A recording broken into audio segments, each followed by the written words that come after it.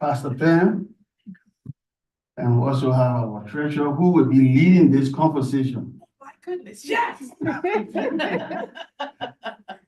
So at this time, I'm going to call up our treasurer, Pastor Small. Thank you so very much.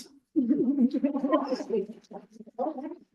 so good to see you all. Thank you so much for coming out to support us, the Ministers Alliance of Rhode Island, as we are undertaking what we call our Health and Healing Initiative. Thank you so much, Lord. This is our Health and Healing Initiative, Community Conversations. And we certainly thank Pastor Farley and his wonderful church for allowing us to come here to bring this information to you. Our hope is that as we talk about this as people of faith, we will recognize that the first thing, screening is part of the healing, amen. The Bible says that, this is the temple of the Lord. We got to take care of this temple. Sometimes this temple got to go under some renovations, amen. You know how you got to get a new roof every now and then. Sometimes you got to get some new floors every now and then. Sometimes you just got to have a mechanic check it out, your heating system, your cooling system. And this is the same type of thought that we're talking about with this initiative, so that we will not be overwhelmed even by hearing the word cancer. We know that when we can claim it, we can have the dominion over it. We're so grateful to the doctors and our partners, our community partners who are with us in this initiative, because cancer is something that is plaguing our community as Black and Brown people. Our hope is that with knowledge will come power, and with that power, you'll be able to face whatever the decision is with knowledge and clarity. And so to that end, we're so very grateful to have Dr. Abdul Calvino to speak with us today, and we would like to bring him forward. Amen, as he gives us some information about cancer screenings, preventive services. We want you to know that there are resources available. And so then after his chat, we'll open the floor up for questions. Our hope is that any question you have, ask the professional. You won't ask a plumber how to fix your computer. Come on in the back. You don't do that, right? And so now you got the doctor here, ask the doctor the question, amen. And so next voice you will hear will be that of Dr. Calvino.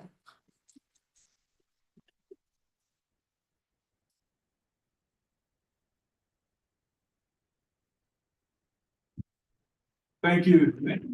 I'm okay. What all this? There. I'll fix it. All right. Thank you very much. Glad to be here, sharing a little bit with all of you.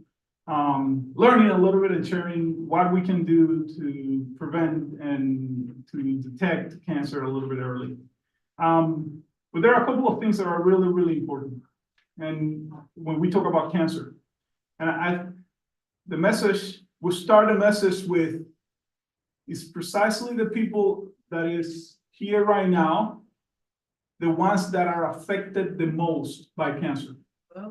Okay, we know that minority groups, African Americans, Hispanics, Southeast Asians, they are the ones, or we are the ones, I'm Hispanic, we are the ones who get higher numbers of cancer, or when the cancer is diagnosed, it's more advanced. And guess what? The more advanced the cancer is, the more likely that we could die from the cancer.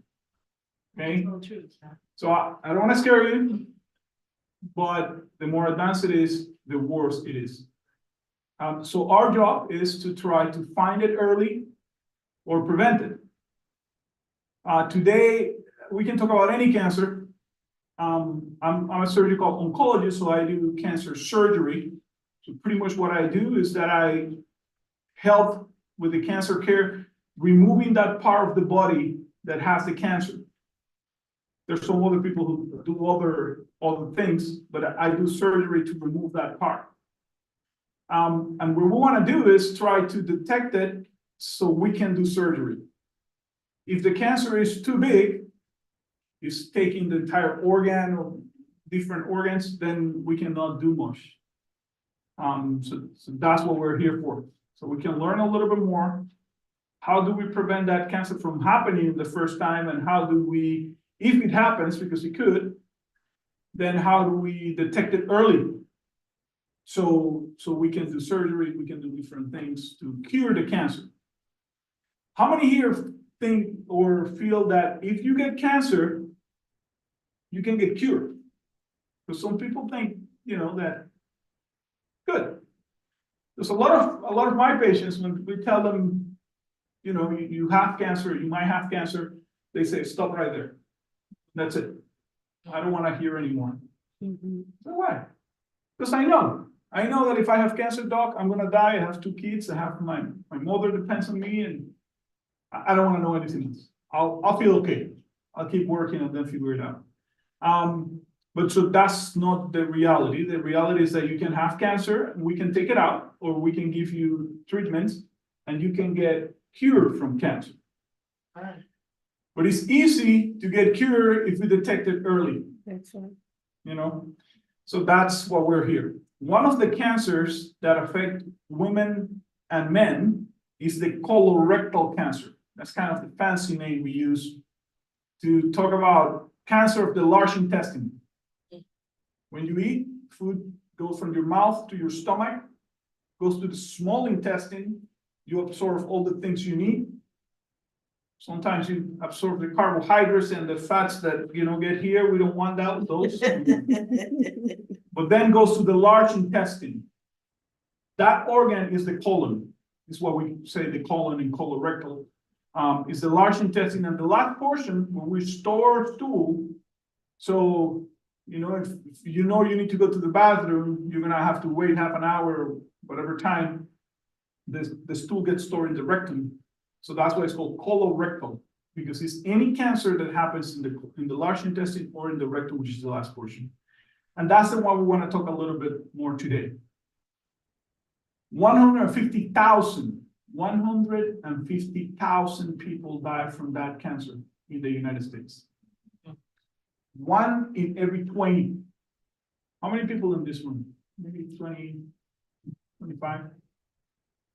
1 in every 20.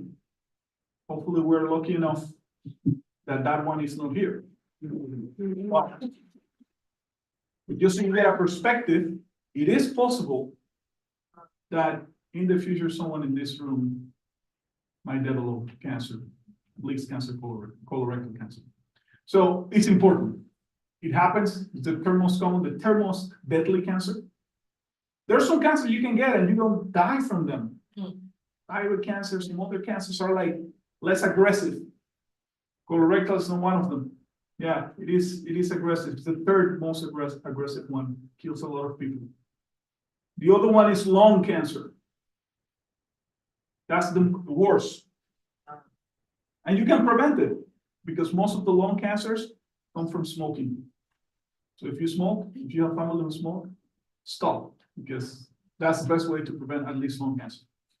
Anyways, going back to colon cancer, with time, food goes through that tract, start changing the interior part of the tract, the cells. And they change one time and change another time. And then, one time you went out and, had that spicy meal and, who knows what, or you tried to eat the rolls or something. And the large intestine keeps adapting and changing to tolerate all those things that we eat.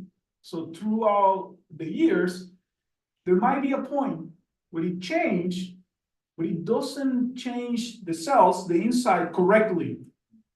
It's like you're taking care of a car and you change this part, and there was one screw that you didn't put right. That's going to give you trouble in the future. That's kind of what happened with the system. It changed sometimes, so many times that at some points it made a mistake and create a cell that is not right. One of the screws is not right. The problem is that screw allows the cell to grow, to multiply, and then start growing, taking over that organ. And that cell doesn't do what it's supposed to do. It's okay if they were good cells. Then, for example, if you see people who work out, they will have a lot of muscle. but those are good cells. We want those. We work out for those. Right. They give you strength. You can do many things. These cells, they are not right because there's a screw that is not right. So they don't do what they're supposed to do. So what happens is that you start having those cells, they start reproducing, nothing can stop them, and they don't work. So they damage the organ where they are. In this case, the large intestine. So start growing, and the food is supposed to go through there. Now they have grown so much that the food cannot go through there. So you have an obstruction. You can have bleeding, abdominal pain, but sometimes when you have all those symptoms, sometimes it's a little bit late. Because what happened is that the large intestine is like this. So imagine for how long that cancer has to grow to become a mass. It's a long time. So that's what we try to do, is to see if we can figure it out when that's starting so we can remove it. And one of the ways we can do that is through a colonoscopy. You know, times have changed, people smart. So we have a camera that you can put from behind and then go inside and take a look inside the large intestine to see if there's anything abnormal. And if we find something abnormal, we can take a sample to see if it is cancer. Sometimes it's very small, we can just take it out. And if it was something that was going to become cancer, it's already out. Wow. So that's prevention. So colonoscopy not only helps to detect cancer early, but also to prevent cancer. But you can take out a polyp, that's how the small growths are called. And if that was going to become cancer, we don't know. Maybe it wasn't, but you don't take any chances. Take it out, and now you're taking out something that could have become cancer in the future. You're preventing cancer. And if there is something early, there is something that looks like cancer, then you take a biopsy, a sample, and then you test if it's cancer or not. If it is cancer, then you're going to need surgery. We remove that part, put everything back together, and you keep on with your life. Okay. Yeah. Now the question will be, well, that sounds good. So tell me more about this colonoscopy thing. People don't like it. Well, first thing is that some people feel or think that it hurts. Well, you're gonna get anesthesia, so you won't remember. Okay, you will be asleep. They do the thing, and the next day, when you wake up, it's already done. Right. The second thing is, if there is too much stool in the large intestine, then we cannot see inside. So you have to prep, and that part people don't like. So you have to take a laxative, clean you up. So you're gonna be in the bathroom the whole night before the procedure. Yeah, And that's not fun. no, it's Right? not. So that's kind of the worst. You know what I do? Some people do margaritas with the mix, have to spice it up a little. But once you go through that cleanup, then you get the test. If everything looks good, we know that very likely in the next 10 years, you're gonna have any problems. So you can wait 10 years. If we find a polyp, then you might need another one in 5 years. If the polyp was a very large polyp or a different type of polyp, maybe 3 years. And obviously, if there was something else, you might need something else right away. The other thing is like the cultural aspect that we used to deal with that in the past, not so much now. A lot of, for example, Hispanic patients, they will say, you know what, doc, forget about it. No one is putting that camera there. I'm not doing that. And we had a lot of, we had to work a lot with that. And we have to put it in perspective. So the first thing, that doesn't change who you are. Right. That doesn't change anything you do, but it will give you the opportunity to take care of the people you love, and to be around, be able to come to Unity Chapel, right? There you go. So it's worth it. Let's say you find cancer, then we have to treat it. We can do surgery. Depending on the stage, you might need extra treatments. For example, there are 4 stages, stage 1, 2, 3, and 4. If you're at stage 3, you're gonna need something called chemotherapy. Anyone knows what that is? Chemotherapy, a lot of, you probably have heard that. Yeah. So chemo is just the fancy name or scientific name for medications. So it's a therapy with medications. It's a medication that you get through your veins that will pretty much try to kill any cell, cancer cell, that has come out of the colon and is flying, going around in your blood. Okay.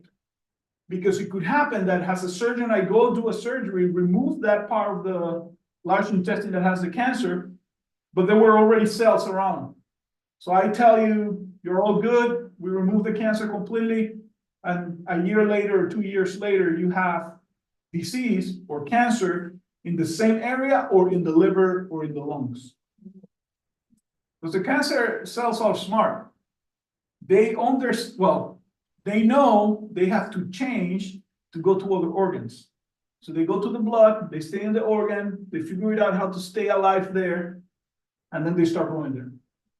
So that's why when you are stage 3, we not only take out the cancer, but also give you chemotherapy to kill any of those cells that think they are smart and trying to grow in another organ. But the chemotherapy has side effects, nausea, vomiting, weakness, bleeding, you lose your hair sometimes, depending which chemotherapy you're getting. So we try to avoid that. Again, we can avoid that by doing colonoscopy early. And then stage 4, which is when it's already in another organ. So it's in the colon and it's also in the liver. What? Or in the lungs. So it has gone to other places. Wow. That's more difficult. We can still treat it. We can do surgery of both places. We can give chemotherapy, radiation therapy, and new therapies that we have, immunotherapy. And there is a small number that can actually be cured, even with stage 4.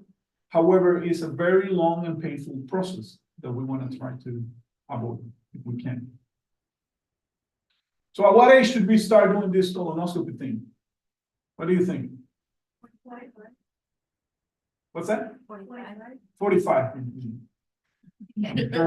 You're on top of it, yeah. So it used to be 50, now it's 45. Yeah. Why? Because we realized that when we were doing it at 50, we had a lot of patients between 45 and 50 that were getting cancer. So we were not doing screening for them. So 6 years ago, maybe? Let me see, 20, 24, 6 years ago, we the recommendations for colonoscopy changed, and now we started at 45. So, there's only 1 or 2 people here above 45. So, but when you turn 45, you will need to get your colonoscopy. In 10 years when you turn 45. Yeah. Reverend still have some, oh, thank you. Still have some years to go, right? 45, you will need his colonoscopy. Unless someone in the family had colon cancer. If someone in your family had colon cancer, then you might have a higher risk. You're lucky. Instead of leaving you inheritance of a couple millions, they left you the risk of colon cancer. So 10 years. So let's say your brother or your mom or your dad, hopefully no one, but had colon cancer, then you should be getting the colonoscopy even earlier. You might need to get it when you are 40 or 30 in your 30s, depending what age they had the cancer. Or if you have symptoms, you're bloated, you used to go to the bathroom, fine, you poop with no problems, and then suddenly you have constipated. The stool is not like it used to be, it's small now, you have blood in your stool. Yeah, something's not right. So then it doesn't matter your age. You need a colonoscopy or you need to be examined to see what's going on. Yeah, so colorectal cancer, there are other cancers. I know you're going to be talking about those in other sessions. Mhm. But there are just a small number of cancer we can actually prevent. Mhm. Colon cancer, breast cancer, Mhm. skin cancer, Ah, but there are a lot of cancers we cannot. So at least we need to make sure we can do something for the ones we can prevent. And colon cancer is one of them.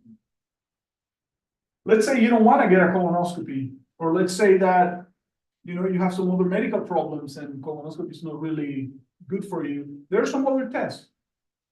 There is a test that is based on your stool. You have to collect stool, and then we can do a test to check if there's any of those cancer cells in that stool. And then you don't need to have the colonoscopy. The difference is, it's easier, but you are only identifying something that is already there. Mm. You are not preventing something from happening. But that is better than nothing. Yes. So there are some stool-based testing that can be also done to prevent cancer. And the other thing is, you know, for how long would I do it? I did it when I was 45 or 50, and it was normal, and then I did it again 60, and then I did it again 70. For how long I'm gonna be doing this? Well, that depends. If you're gonna live to be 110, then you should do it until you're 90 or 100. If your health is not very good, and you probably, you know, let's say you like to drink and smoke, and you've been doing it for 20 years, and you're sick, and you have diabetes and hypertension, this and that, and then probably, if your life expectancy is gonna be 70, then we'll just do it until you're 65 or 60. Because there's no point on doing it if you don't have a good life expectancy, if you're gonna die from something else. But nowadays, people live longer, and, you know, they get information, they learn about their health. So they live 80, 90, so then you do it until we do it until we feel the patient still have a good life expectancy. Very good. What else? Any questions? This is the most important part, questions. Yeah. Yeah. No, I'm glad you answered that because, like my mom, she has, they wanted her to get a colonoscopy. She's 79. She has late stage Alzheimer's too. Very difficult to try to have her prep because with Alzheimer's, like she's not even eating. So I'm glad you explained that because it is important. So what would she do? Like you said, she would probably have to do a stool sample, That's right. you know. And the other thing I'm glad we talked about was, I think the last time I spoke at one of the community sessions, I talked about my cousin who died of colon cancer. It doesn't run in our family. She unfortunately got colon cancer at the age of 45, was stage 4. She had no symptoms until one day she was at work and she thought her intestines were twisted. Mhm. She was in extreme pain, went to the emergency room and it ended up being cancer. She lived to 49, so that really affected me. I talked to my doctor. Last time I spoke, I said, you know, you are your best advocate. You know your body and you are your best advocate, right? And I kept saying to my doctor, you know, although she's not, she's a cousin, she's not an immediate relative. You know, I was very concerned because I said, is this something I need to do? So I'm glad the guidelines have changed now to 45. Last time I talked, I said I had my first colonoscopy. I am 40 something. You had it before the 45. Yeah, so I did have my colonoscopy. I think the prep was worse. I mean, the whole thing was a breeze. So yeah, it is very important. And Dr. Calvino, like when you were talking, my aunt, she had breast cancer and you took care of her at the hospital. So now I'm looking at you, I'm like, wait a minute, I remember you for many times, but Yes, you are amazing. I'm Thank glad you are talking about this. I think like that's key. Just keep talking about different things in my community. You know, cancer, preventative care. It's like they don't look at it as preventative measures, right? You go to the doctor when you're sick and you're trying to change that mentality. You cannot do that to be your best advocate. You know your body well. You know, you wanna change that mindset. You wanna go to the doctor before to prevent things like that. So. Yep. Thank you.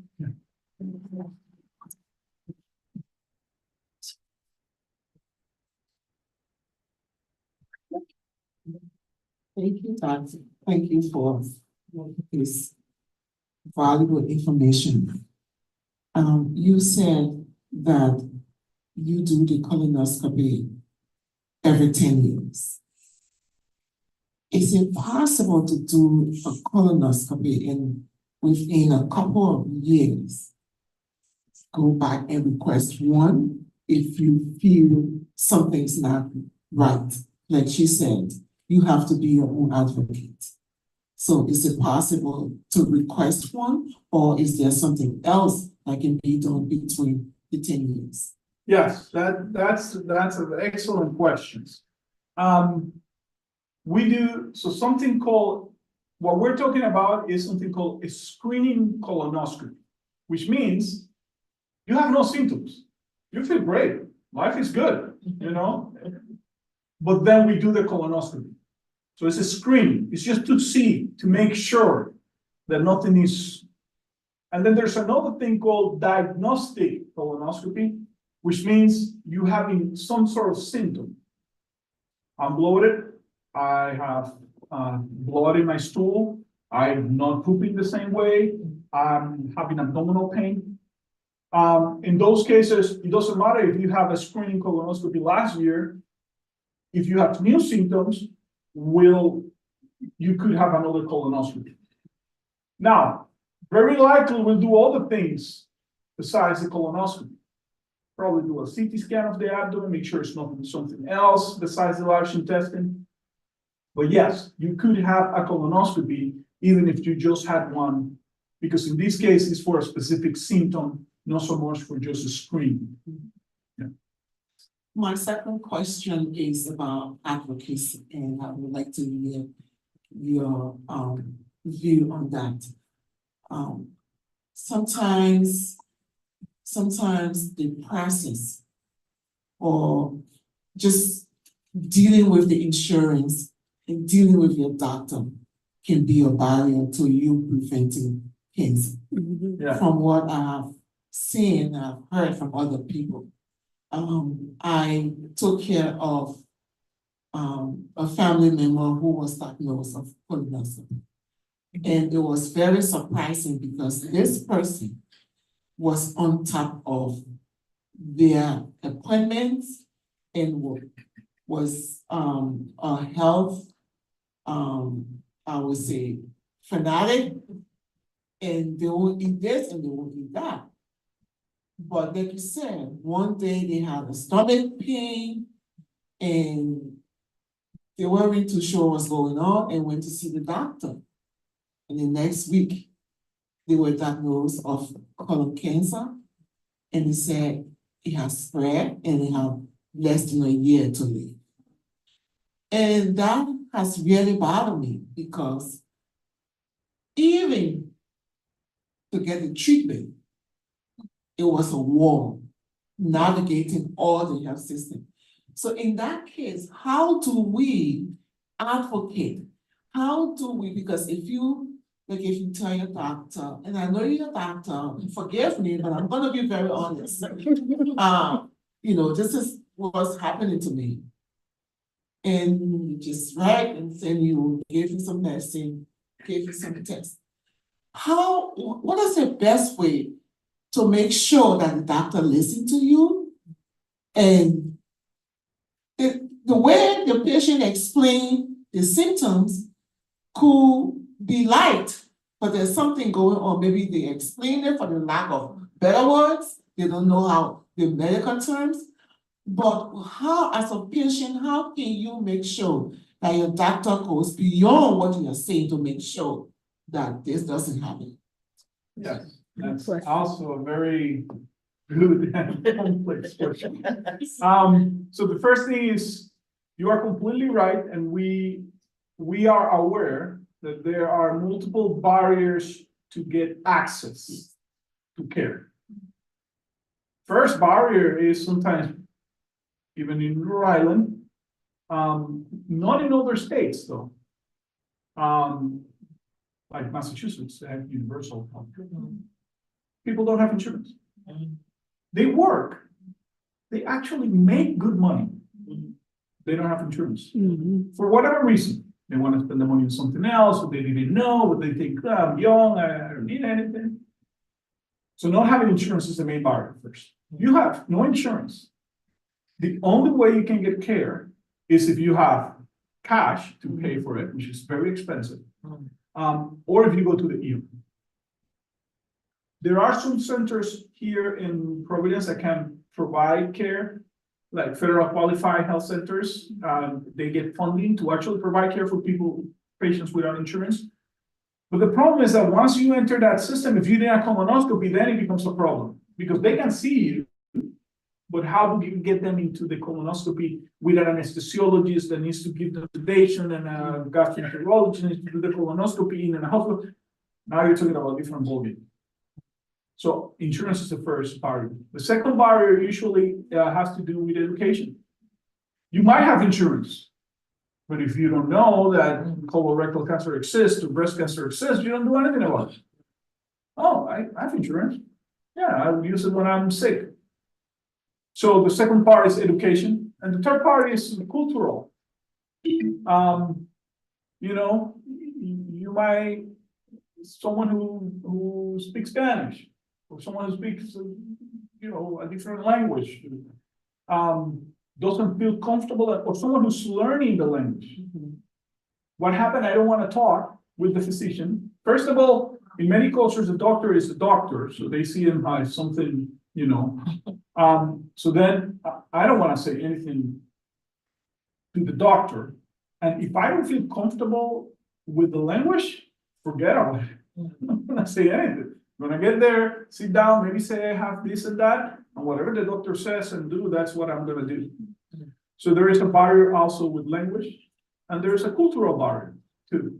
If the doctor doesn't share, understand, or is sensitive to my cultural background, then I might not feel comfortable to discuss, to talk, to get the extra mile. Thank you very much. Last question. Yeah. Last question, please. So let me say something more. So that's why we have been working a lot, one, with education. Yes. So you guys can go to the doctor and say, hey, wait. They have to see a lot of patients, so they're gonna go through you fast. So you say, wait. I was last Wednesday, I was in a talk, and they told me something about colorectal cancer. Do I need a colonoscopy? Or you can say, hey, wait.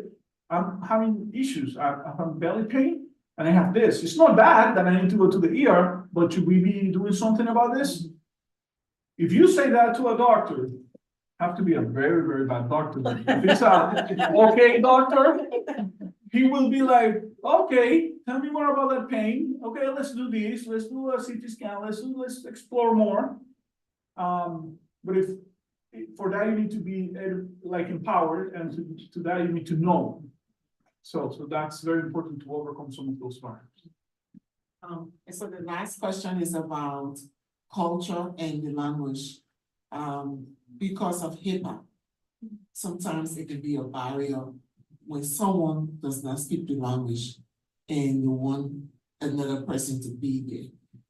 You might not have the answer now, but I think that's something in the process of preventing these things to consider the BIPOC community, especially those who do not speak the language and those who are afraid to go, or those who cannot find someone to go with them because maybe of HIPAA. They might not be aware of HIPAA, but the person who's supposed to help them will say,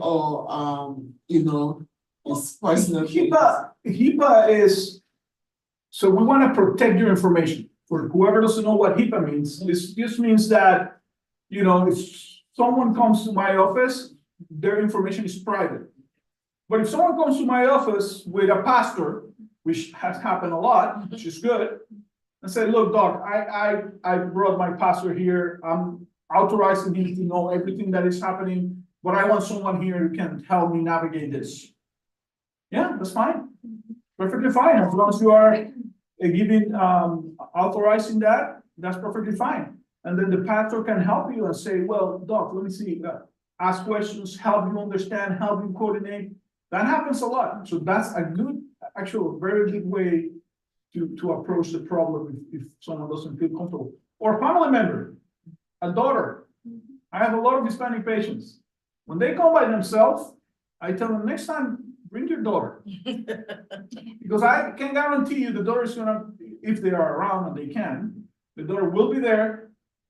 Usually very smart, they know what needs to be done, and they will be like, no, Dad, you're doing this.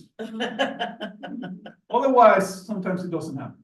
So family members, friends, pastors, people in the community, you feel more supported, you come, you're there with the doctor, you can tell the doctor, I want that person here. You're fine.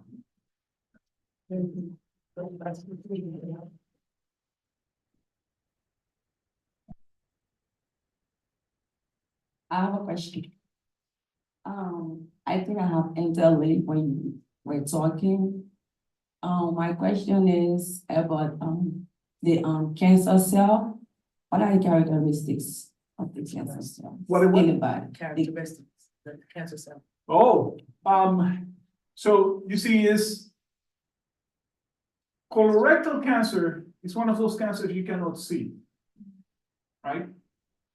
Someone tells you have cancer, someone does a surgery, a surgeon does a surgery, they take it out, you never see it. Different than other cancers. Breast cancer. Breast cancer, you feel something. If something is wrong there, I can feel a nodule, I can feel a mass, this is not right. The skin cancer, you can see something that doesn't look good. There's something wrong here. Colon cancer, you cannot see the cell. It looks like an ulcer. I do have a presentation, and the presentation I actually put pictures of the cancer. It looks very nasty. It looks like a crater, like a volcano. Yeah, and the cells are just different cells. You're not gonna be able to see them at the naked eye, you have to see it on the microscope. But yeah, there are different cells with colon cancer, you don't see it. You also mentioned, colonoscopy. Yep. Is that, can we do endoscopy too to, Yeah, rectify so- cancer in the body? yeah, so it's pretty much the same thing. But we call it endoscopy when we do it to take a look at the stomach, and colonoscopy when we do it to take a look at the colon. But it's- detect it too? It's pretty much the same thing. Yeah, My last question, Yep. sorry. yep, no, that's what we are here for, so ask all the questions you want. What are some of the promoters of cancer? Like, what are What? some of the, risk factors of cancer? Oh, risk factors, that's actually a good question, because I forgot to mention some. Smoking, one of the increase the risk of cancer everywhere. Mouth, esophagus, like food pipe, stomach, colon, lungs. Any type of cancer, if you wanna win the lottery, you buy more tickets, right? Well, if you wanna have more chances of getting cancer, just start smoking. That will increase it right away. That's a very good way.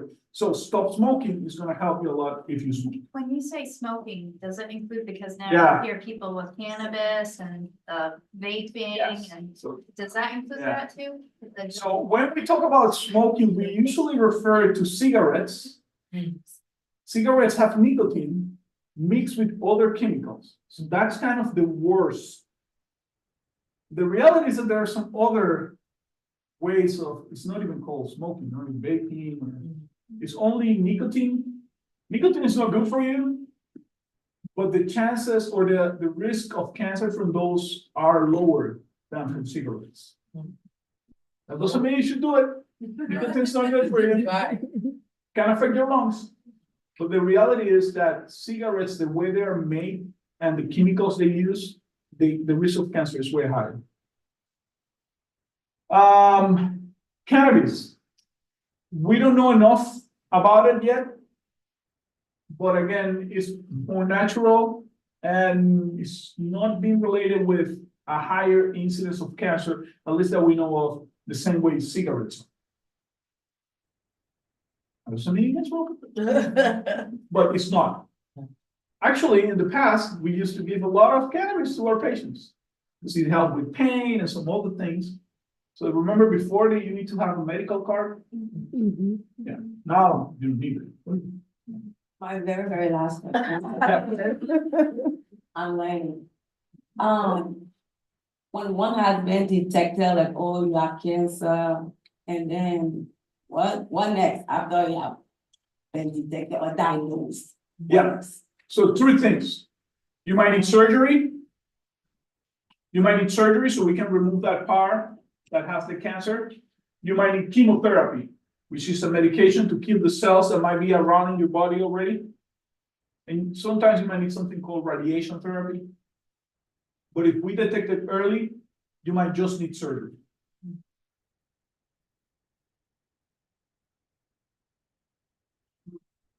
My question is, if you have a tumor that has been removed, but the doctor is saying it's not cancer, It's not cancer? yeah, but then it's necessary to do the chemo and treatment, the treatment.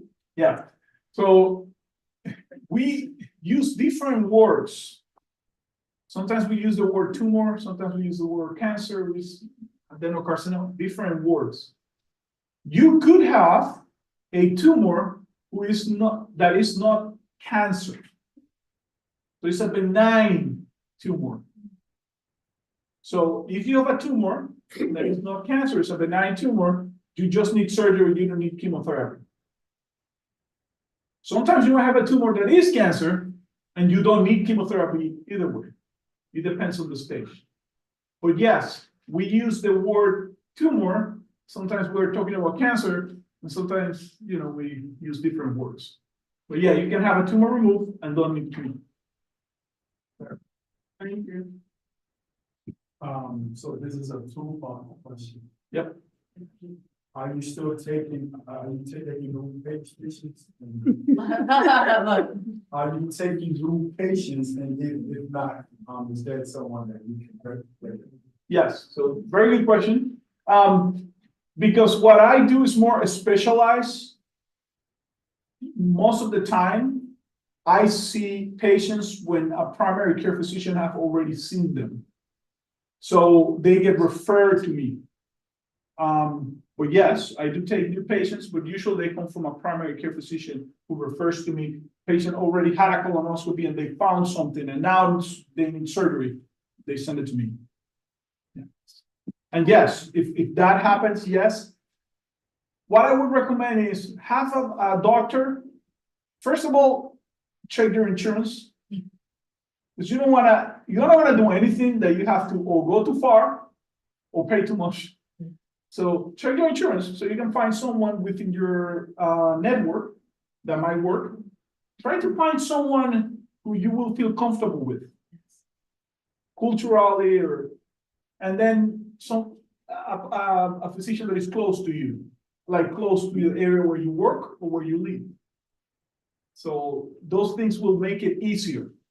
Otherwise, what happens in real life is that, you have a pain or you are like, oh yeah, I went to that talk and they told me I need a colonoscopy, but I'm busy doing this, and then 2 months goes by, and then another problem, 3 months go by, and then this, and then suddenly 5-6 years went by, and you never did it. So better if you can find someone like, oh, you know what, instead of, I'm gonna stop, I'm gonna get that appointment, and before going home, I'll stop there, see the doctor, and then. I had a question. So a while ago, it came out on the internet, and I know we can't trust the internet, but it came out that people around late 20s, early 30s should start going for colonoscopies. So I want to ask you, the professional, what are your opinions on that? Yeah. Great question. So there's a lot of younger people with cancer. There's no, you will have to screen too many people to pick up the one that might have it. So if you had high risk, which is not always happens like that, but someone in your family or you have a specific medical problems, then you might be that type of patient that want to have or that should have a colonoscopy early on, 20 or 30s or early 40s.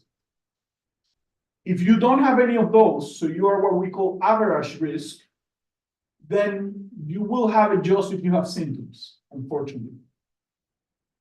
It's not recommended to do it if you don't have any symptoms, because the likelihood that you have cancer, if you have no risk factors and no symptoms, is very, very low. No zero, but it's very, very low.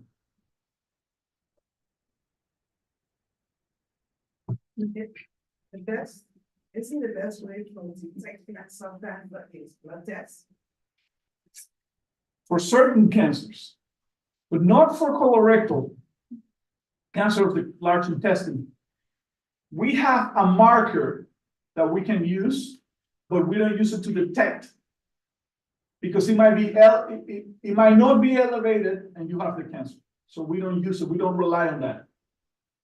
So for colon cancer, no, we don't have it yet. We are working on it. There's a lot of new things to try to detect cancer in the blood, but we're not there yet. But hopefully one day. It would be nice, you just get a blood sample, you run a test, it tells you alert, it might be colon cancer, alert, it might be breast cancer, alert, it might be this, or you're good. I'll be next. Yeah, not yet, but one day. Question, if you were diagnosed with cancer of the milk duct, and the doctor had examined you and there was no mass, nothing. And they did the ultrasound and they found out there was the beginning of the cancer and being removed. Yeah. And they did the lymph node, they tested it, there's no cancer cell. And they did a DNA or genetics. Yep. And there's no cancer cell. Is it necessary to do the radiation and then take medication for 5 years? That's a very good question. So it depends on the stage of the cancer in the breast. But once you had breast cancer, it's proven breast cancer, even if it's not in the lymph nodes, there is a chance that it could come back in the breast. That's why the radiation.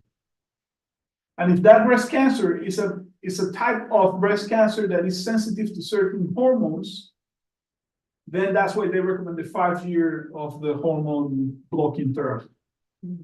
So yes, unfortunately, even when they detected, they took it out, it's not in the lymph nodes. To decrease the chances of the cancer coming back in the breast, usually it's recommended to do radiation therapy, and usually it's recommended to do the hormone therapy.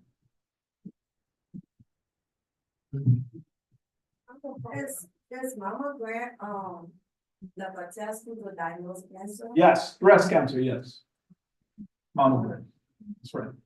Yes. We have a future nurse here, you know? I think she should go into a study or doctor, you know? Yes. I heard you talk about cigarette, limiting or stopping cigarette. What's about food? Oh, yeah, sure. Yeah. So if you want me to tell you the real answer is that we don't know. That's the real answer. We don't know exactly if a specific type of food causes more cancer than others. We don't know. That's the reality.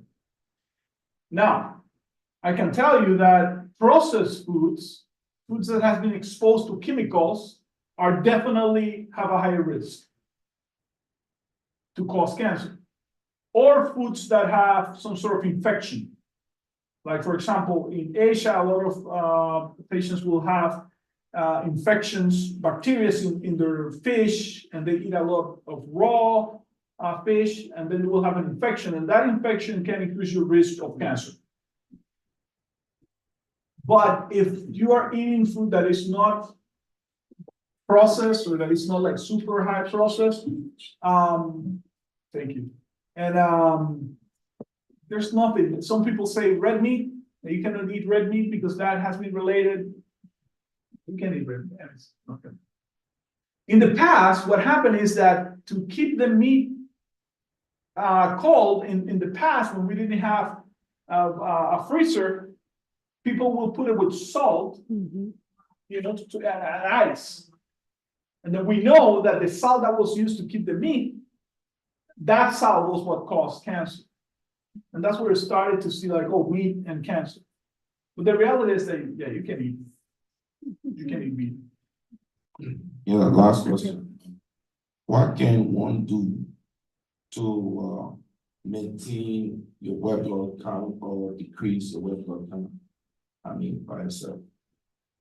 Yeah, the white blood count has to be more with infection. Let me just check something.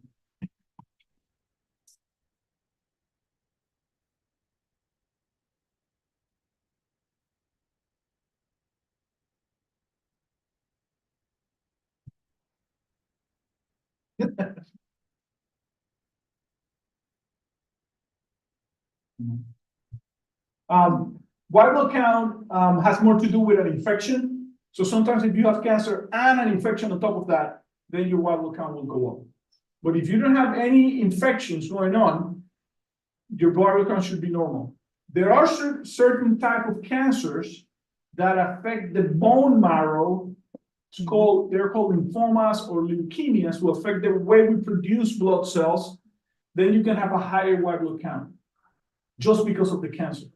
But that's a kind of a different type of cancer, but it could also produce that. But most of the time, it's just an infection or something infectious going on. But from the fire, or in the fire, we are the most high risk of getting cancer.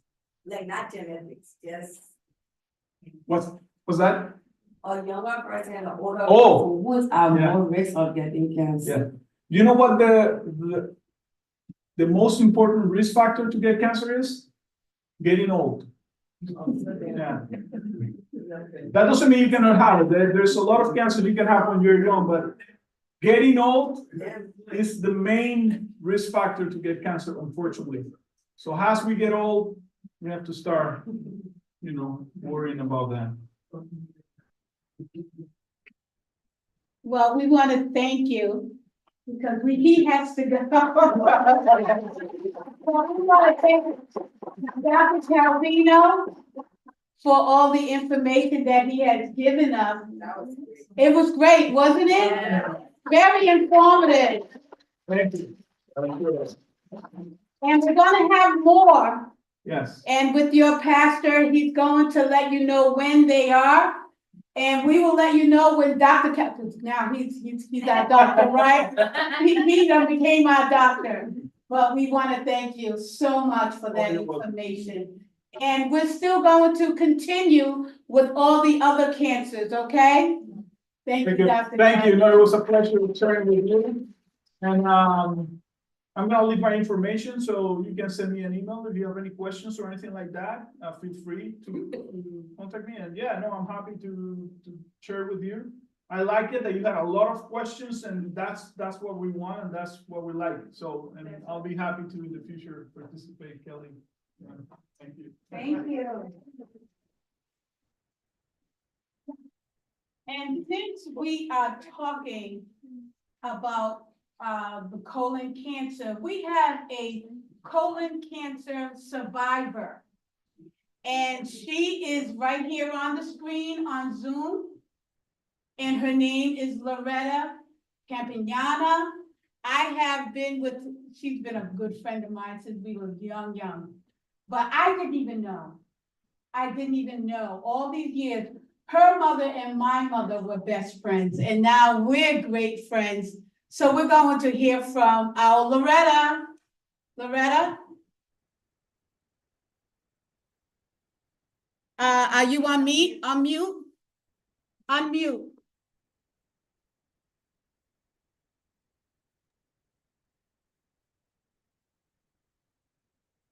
Let's see if I can unmute her.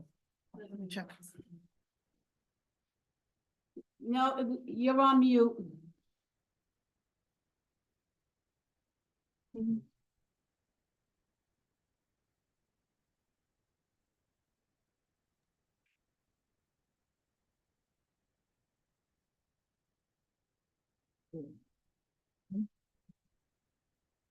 Yeah, her mic's not working. Yeah. She's not on mute. Hello? Yeah, you're Yeah, not you're on. on mute. You have to unmute yourself. No, she's not on mute, but Oh, her, she's not? your audio isn't working. It says mute up here. Yeah, she is. No. See, right here. She's not on mute, but her audio isn't working. Could you log out and log in again, please? Yeah. Okay, so while she is doing that, we have, Anita from United Healthcare. And she's gonna talk to us, because we talked about, insurance. And insurance is crucial. But we wanna make sure that there's gotta be a way that we all can have insurance. And we sometimes, the insurance company has this stigma that they don't want people because they don't want to pay. But we're going to remove that stigma. So Anita, can you come? Sure. Thank you. Hi, everyone. So I'm Anita Pizzolay. I talked a little bit about myself. I've had family members, as I've told you, that have breast cancer, and I've, breast, colon cancer, many types of cancer.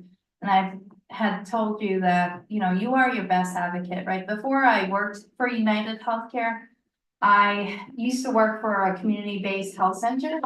So I wasn't born in this country. I was born in Laos. I came here as a refugee at the age of 3.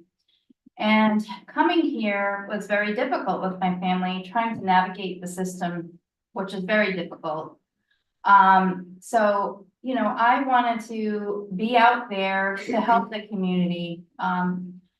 Communities, sometimes they don't know resources. Sometimes, it's hard to navigate the system, even if you're savvy. The system is large, right? It's very difficult to navigate the system. So I worked for a community-based health center, which Dr. Calvino had talked about, Providence Community Health Center. Then from there, I worked for the Women's Cancer Screening Program. I did community-based outreach. I was out in the field talking to the community about breast and cervical cancer. With the Women's Cancer Screening Program, which I highly always talk about, if you do not have health insurance or you're underinsured, through the Women's Cancer Screening Program, you can get services, a mammogram, pap smear, you can see a doctor for your breast and cervical cancer screening, right? So there are ways to navigate the system, and I'm so thankful that I've learned about different services out there.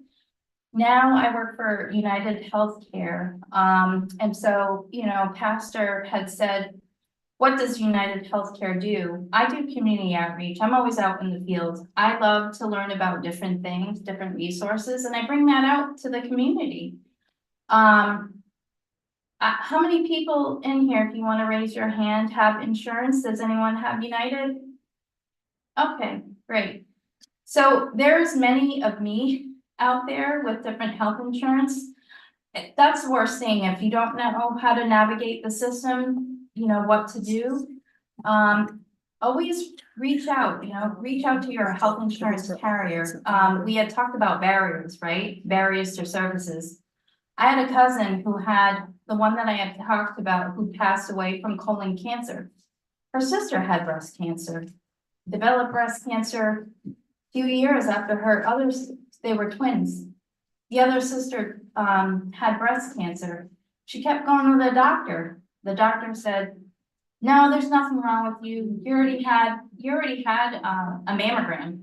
There's nothing wrong with you. And so she said, there's something wrong with me. I know, right? So she kept pushing and she kept pushing and pushing and pushing.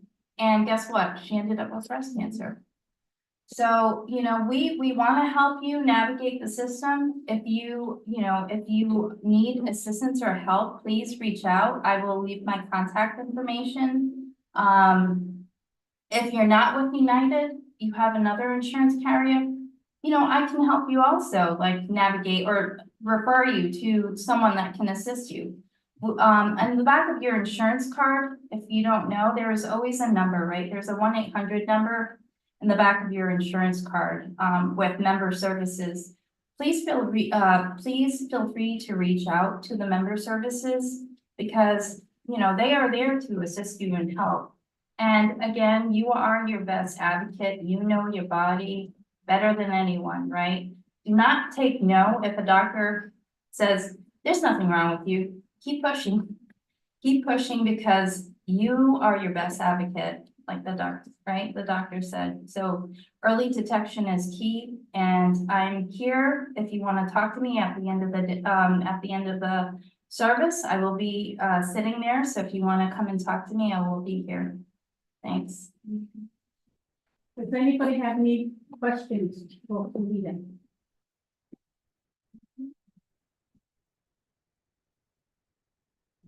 How's she doing? Is she okay?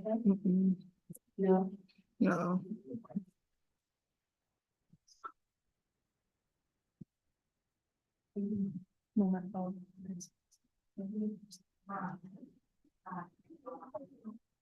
We also want to let you know we have this literature from American Cancer Society. And we want everyone to take one because it tells you about the screening and how important the screenings are in the community and screening of all the cancers. Now, we are focusing, the Ministers Alliance of Rhode Island is focusing on 4 cancers, which is lung, cervical, colorectal, and breast, thank you. And so we want to make sure, and our focus and our goal is to educate and get screening. If you want screening now, please get in contact with us and we will. Can you hear me? Yes. We will now. Okay, praise God. Very good. We All will right. navigate you to where you can get screening.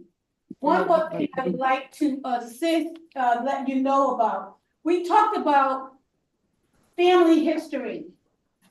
And if everyone, all this literature is in the back, family history, where you can go through your family, where you can put in your mother's family, your father's family, and then go down to her brothers and sisters to find out where the cancers are. I am a witness to that because I did not know. I am a survivor of breast cancer. It's been 13 years for me, but I did not know because back in the day, in my grandparents' time, they didn't talk about cancer. It was a hush word, but we want to make it loud and clear. So come to find out that my father had prostate cancer, which I did know, but I didn't know his brothers had it. They had it. And come to find out, the women have breast cancer and the men have prostate cancer. And come to find out, I'd say about 85% of the men on my father's side had prostate cancer or surviving from I have 3 brothers, all 3 of them are going through treatment right now. Women, breast cancer. I am talking to my children. My son is 39. I have 2 daughters, 36 and 33. And I'm telling them now, let's get it done now. because it can happen. So this, family tool, you can bring home and even talk to your family during the holidays. You know how we love to talk anyway, but we don't want to talk about health. But let's change that now, okay? So we have our Loretta that is a survivor of colon cancer. Loretta? Okay. Good evening, everyone, and I want to thank Pastor Pam for allowing me the space to uh, tell my story. As she first stated, that we had grew up together and we sang in the same choir together. Our mothers were best friends growing up, and you go on with life and you get married and you have your own family and you sort of like not lose track, but you're not as close, staying in touch. And I didn't know that Pam had breast cancer until I went to a tea that Sister Shirley Odufanani had for cancer survivors. And I began to tell Pam my story, and she was just like shocked that I had colon cancer. So back in 2005, I had got diagnosed with colon cancer. I had lost my first husband in 1999 from lymphoma, and I remarried in 2005. So now this was in June of 2005, and September of 2005, that's when I got diagnosed with the colon cancer. And how it started was I was having trouble with my stomach, and it was like seemed like every weekend I was going to the emergency room, and they finally decided to do I believe my husband said a PET scan, and that's when they found something in my small intestines. So the doctor there at the emergency room said to follow up with your doctor, and we'll send over everything to him and he could see it right on the computer. So I went to my doctor and he pulled it up on the computer. And so he says, well, what we're going to do, we're going to schedule you a colonoscopy. So I went in and I had the colonoscopy, and come to find out, they seen a big mass.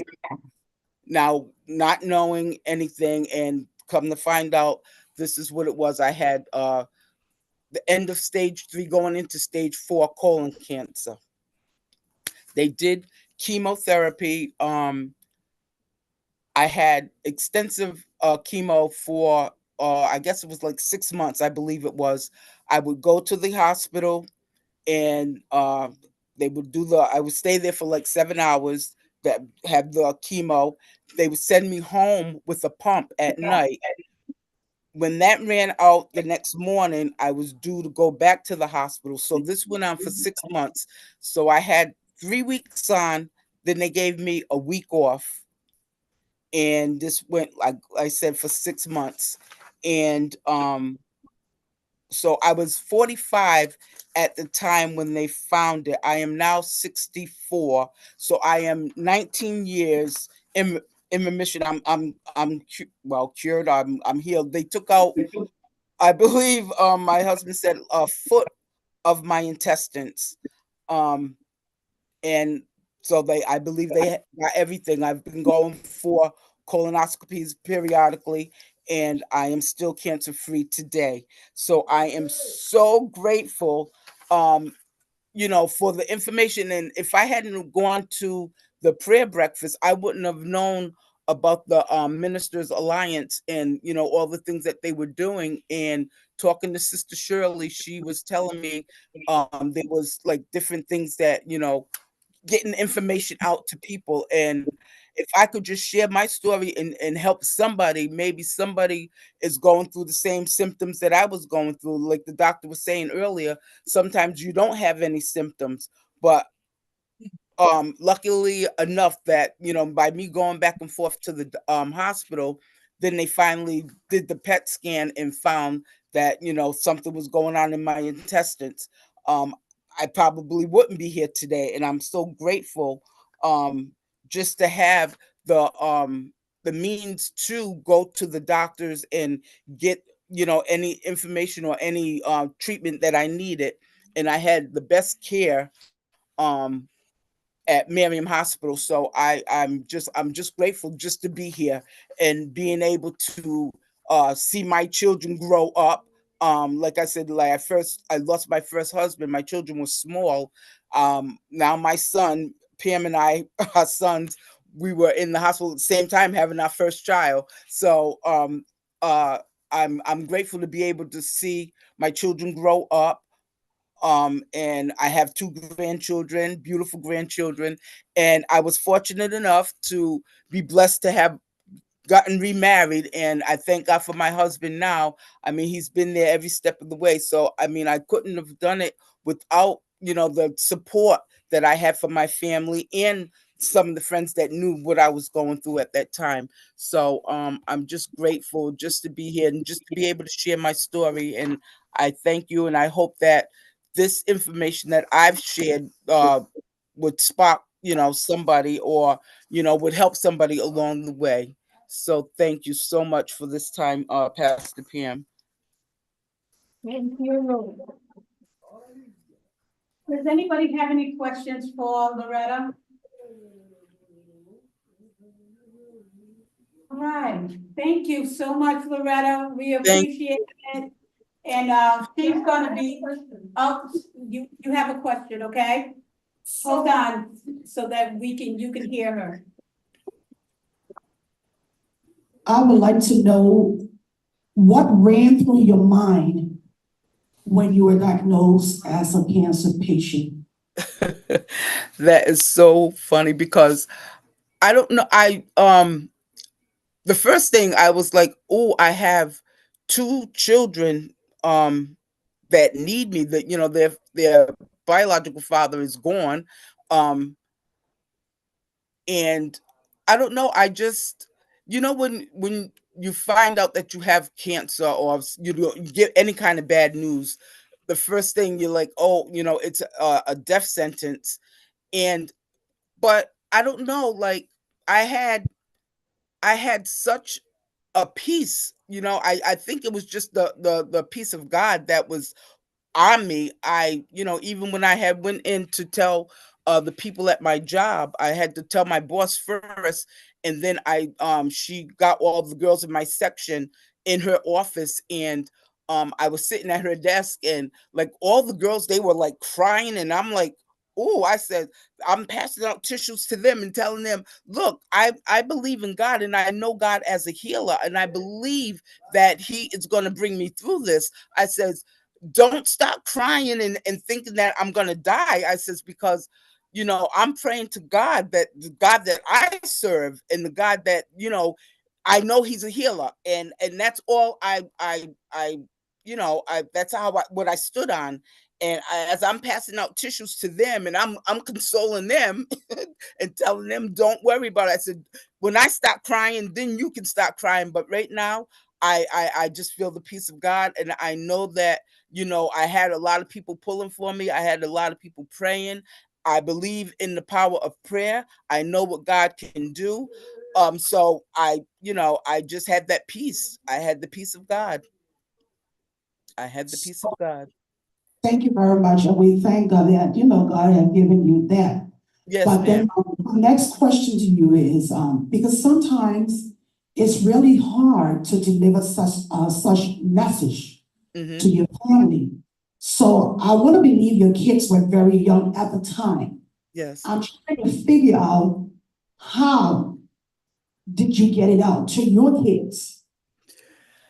I just sat down, and I explained to them that this was going on with my body and stuff, and I just instilled faith in them, so they were young, but they understood, they knew what was about the power of prayer and stuff. So they they handled it very well, and I'm appreciative to that, for that. I'm sure they probably was like maybe a little leery because their dad had passed away from lymphoma.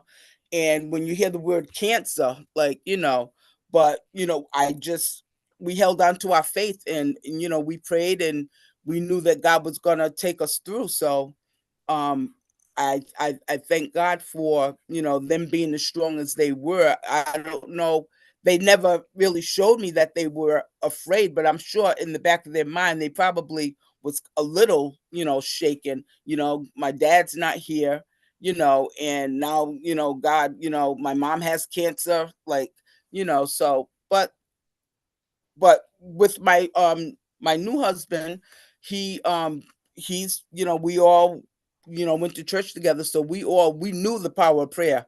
So we just prayed, and God just brought us through and brought them through. Amen. Thank you so much, and I just want to thank God for your healing. Amen. Thank you. It is true, when you talk to your family, it's hard. It's really hard. I remember when I had to tell my children, and, first I had to swallow the pill. You have to swallow the news first. And then, because that's the first thing you think of. Oh my God, my children. Oh my God, my family. What is my mom, my sisters, you think about everybody else before you think about yourself. Right. But then you have to let them know and tell them. And some of them took it bad. Some of them couldn't take it. Some of them, they had me dead already because they did not know how to handle the news. But just like we have that power of prayer. Right. And then also too, now what we're doing is getting the information out so that we can prevent it. Right. With me, I had a mammogram every year, up until 2009. I was good. I thought it was a regular mammogram in 2010. I did not hear from them until January of 2011. I had the mammogram done in December. Christmas came. I assumed everything was good until January 1st. And I was like, why is the doctor calling me on New Year's Day? That didn't make any sense to me. And then that's when they told me. And so it is difficult. You go through this mind thing. You really do, really do.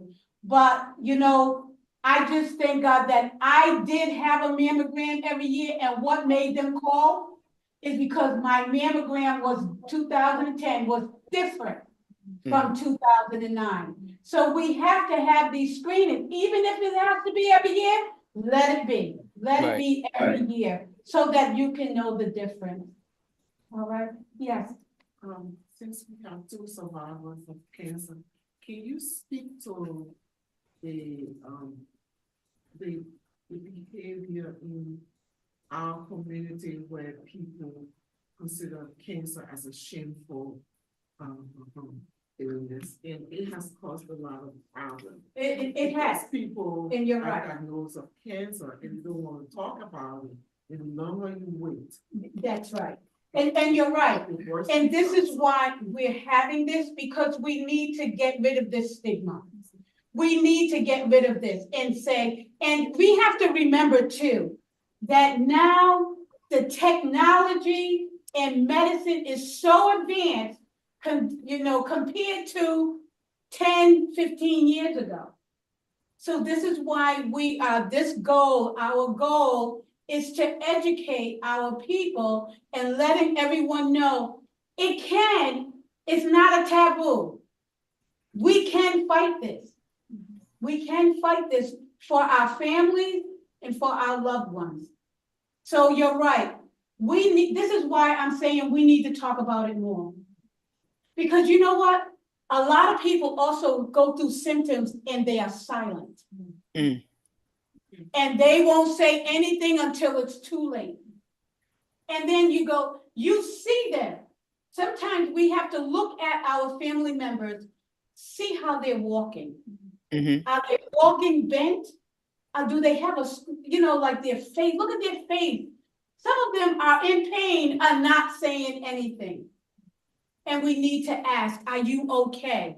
I'm not sure. If they say I'm not sure, somebody got to take over. Let's we have to take over and say, I love you, but we're going to the doctor. Right.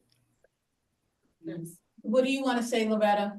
No, I'm just agreeing with you. That's true. Yeah, yes, I saw the gentleman that, I think he was the doctor. yes, I asked him a question, about blood. yeah, A question about blood. They can find cancer through blood. I'm a witness. 2005. I went to work. I knew I had thyroid problem. I check it every year. And I started sweating, 7:15. I thought I had acid reflux. And I asked the lady for Thomas, and she told me, you're sweating. Did you take the pressure pill? I said, okay, doctor. I took my pill. Then I went to the nurse. The nurse said, tonight you don't look good. Sit down, we take a pressure. It was start high, my heart beating, but I didn't feel my heart beating. And she passed the nitrogen on my tongue and called 911. So I said, I'm not going nowhere. I got acid reflux. She said, no, you don't. You're having a heart attack. I said, yeah. At 37, 38 years, right? So I went 911, hospital 1 week, heart section, nothing wrong with my heart. And it tells me go see a doctor for thyroid to take it off or take treatment. He said, you want pills for the rest of your life? I said, no. I said, I will take it off. He sent me to the surgeon. Surgeon see me, look at my record. He said, how long you stay there? I said, 1 week. He said, go take blood work. Took blood work. He found out there was cancer somewhere. So I assumed. Then he sent me for ultrasound. But then I looked in the mirror, I saw the very face. When she pulled me up, I said, did you see? Then I said, wait a minute, why am I taking ultrasound on my kidney? What my kidney got to do on my throat? And then I said, did you see something? She said, no, but I knew she can't say nothing. Good Friday, this doctor called me on the job. I ain't coming nowhere. I got my Easter dress. I ain't coming nowhere. I tell my husband, I said, the doctor called me, said he wants to see both of us. So the first question I asked him, do I have AIDS? He said, no, Tina, you don't have AIDS. Get your hands or pack up like that. So Monday now, I get upset why I didn't go, right? Monday I go, and he said, your blood work came back, and you had cancer, and that's why I sent you for a CAT scan on your kidney. He said, but I'm not supposed to tell you, I'm supposed to send you to a specialist. But, I go see the specialist, and he said, I will have to take out half of your kidney. I said, no, take out the whole kidney. He said, are you sure? I said, yeah. I said, if it's growing on top, well, maybe it's not to the bottom. And then he said, you want to see a psychiatrist, psychologist? I said, no. So my husband said, the best thing you can give her is a credit card. And then we'll see how much stress is that. So anyway, we went through that, and I didn't tell my mother. It didn't hit me. Like sister Marina asked, it didn't hit me at first. It didn't hit me at all. I didn't think about it. I went on my normal thing, going to work. And then one day I said, let me call my mother. And I told her. And African parents, she started freaking out because that's a death sentence, right? So I said, look, this is America. Nothing will happen. She called my aunt, who's a pastor in Maryland, and she said, let her pray for herself. And then one day I said, God, I came here at 14. I said, remember I used to go to church every Sunday? I never miss a Sunday. I volunteer my service in your church. yeah. I said, let's say you're going for they're going because you said take care of yourself and you will take care of the person. I said, but let's say you're going for God. If you don't bring me up, that morning I had a good team of doctors, the best of New England. Yeah. So you have to look for the best doctor you can find. And this man that he told me, he said, I can operate on my mother. He said, you'll come out clean. I said, I better come out clean. I said, I will beg, no treating too, no that. And 20-hour surgery, and which I didn't tell at that time when I came, I was wearing flower. I don't know if Marina remember. I didn't tell the church until that Sunday. I said, tomorrow I'm going for surgery. My job, I told them 3 days. And the woman like, Tina, are you serious? I said, yeah. She said, you been coming to work? I said, why not? I said, well, you worried, you will die quicker. The only thing worrying me is cash. I said, so I'm not worried. But my point is, blood work can find cancer. The cancer I had, the kidney cancer, at 45, I would have been dead. It would have spread all over my mind. Right. It's been 19 years. Right? Death is gone. That's beautiful. So, like she said, you worry about your family. I didn't worry about my daughter, my husband. My husband was calm. My daughter, all day upset the day of the surgery. But, you know, I didn't take no treatment. I keep unclean. No pills, no treatment, nothing. And so I think blood work helps too. Blood work does help. Yeah, he did say that blood work, because blood work, they have to take, even when you're going through treatment, they take your blood work. Right. What So- he said was that, it does not touch every cancer, and his focus was on. Colon cancer, yes, yes. So we want to thank you. We want to thank you. This was a great community conversation. We want to thank our Pastor Farley, Reverend Farley. Reverend Farley is our vice president. He's our vice president of the Ministers Alliance, and he does a lot of work with us, and we just thank God for him and Unity Chapel for having us here, and thank you for your support. We have other community partners. We have Women and Infants. We have Rhode Island Department of Health. Let me think, Pam. Help me, Reverend Farley. United Healthcare, American Cancer Society, Partners to Reduce Cancer in Rhode Island. We are trying our best to get this education out. And if anybody, even if you don't know, please get in contact with us. Get in contact with through Reverend Farley to get in touch with us so that we can navigate anybody, your friends, your family, so that we can navigate insurance, screening, prevention, survivorship. And we're looking for survivors. Survivors, we're looking for you to tell your story. All right, we need you so that we can go around this state and let everybody know that cancer don't have to be a taboo. All right? All right, God bless you, everybody. Amen. Thank you, Loretta. Thank you. All right. You're welcome, sweetheart. Thank you. Before you leave, we want you to know, the alliance is an advocacy. We are voice of the people. No, don't. If you have an issue and you want it to be heard, get to us. We speak it out for you. Like the question you asked. If you have an insurance problem and you can't get to us, we get it to them. Please, don't sit down and let something that's supposed to be curable kill you. Don't do it. That's right. God bless you. Thank you so much. Thank you, Loretta. All right, sweetheart. Thank you. I'll talk to you soon, okay? All right, honey.